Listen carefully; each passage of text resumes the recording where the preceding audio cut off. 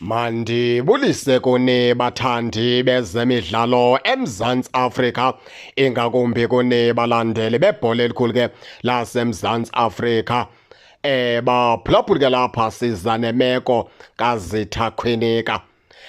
Phambi kokubana ke singene banzi kwimeko kaZitha Khwinika, sifuna ukuthi ke baphulaphuli ke abaqeqeshi beqela leKaizer Chiefs ababini, njengoba bazi kuthiwa nabo ke bayinxalenye yabantu abapusha into yokubana uZitha Khwinika anikezwe icontract ke liqela leKaizer Chiefs.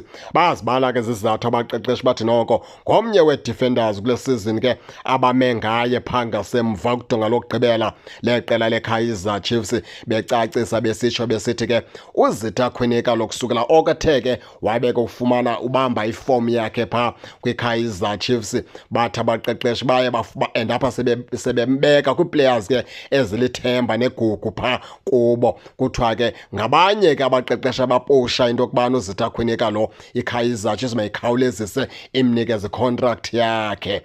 Kuthiwa ke omnye umntu naye ocebisa into yokubana iKaizer Chiefs ke mayikhawulezise inikeze uZitha Khwinika icontract nguDr Khumalo Legend ke yeqela leKaizer Chiefs. Utsho naye uthi ke iKaizer Chiefs mayingabe itshona ngapha nangapha mayimnikeze icontract yakhe phaa uZitha Khwinika. Uyadeserve into yokubana ke aphinde anikwe ithuba lokuhlala phaa kwiqela leKaizer Chiefs ngemisebenzi yakhe athe wayenza kule season. Ngomnye wabantu uZitha Khwinika okanye ngomnye ke we-centre back eziye faka uxinzelelo phaa ngasemva kwiqela leKaizer Chiefs. Ngomnye kwe-centre back eziye zenza umohluko kule season phaa kwiqela leKaizer Chiefs. Utsho ke noDr Khumalo uthi ke iKaizer Chiefs ke mayikhawulezise ke imnikeze icontract yakhe phaa uZitha Khwinika. Masinibeke ke baphulaphuli ke esithombeni into yokubana kwenzeka ntoni na ngoZitha Khwinika.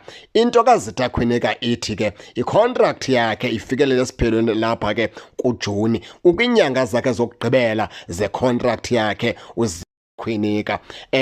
Njengoba besitsho abaqeqeshi beqela leKaizer Chiefs besithi ke bayipusha into yokubana uZitha Khwinika maphinde anikeze icontract, ngumdlali abashonga into yokubana ke nguyena mele ke uyasayiniswa, ngoba balinde into yokubana baphinde badlale ngaye ke naphaa eEgypt xa bedlala phaa neqela ke leZamalek. Nawukhumbula into yokubana ke uZitha Khwinika lo wafika kwiKaizer Chiefs ngo-2022, umfana omdala esuka phaa kwiqela ke leStellenbosch.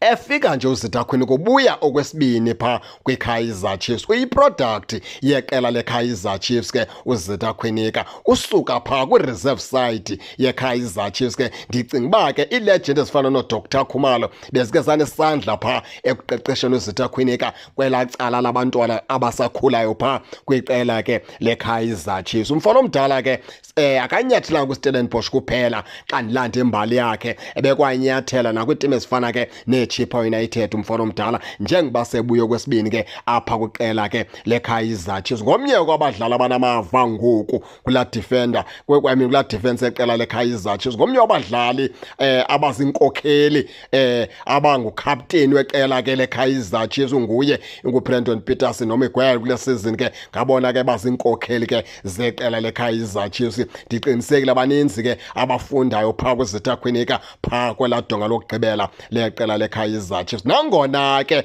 imanagement yeKaizer Chiefs ke ayikacacisi nokubana ke uZitha Khwinika ethini na ngaye nekamva lakhe uzothi ga ngoku, njengoba ke icontract yakhe ifikelele esiphelweni phaa ngoJuni. Injalo ke baphulaphuli ke imeko kaZitha Khwinika. Nani ke ndingake ningene nitshone into yokubana ke niva njani, nize ke ningakhohlwa usubscribe kule channel ukuze ningaphoswa zezemidlalo endizanothulela zona kwixa elizayo kakuhle babukeli.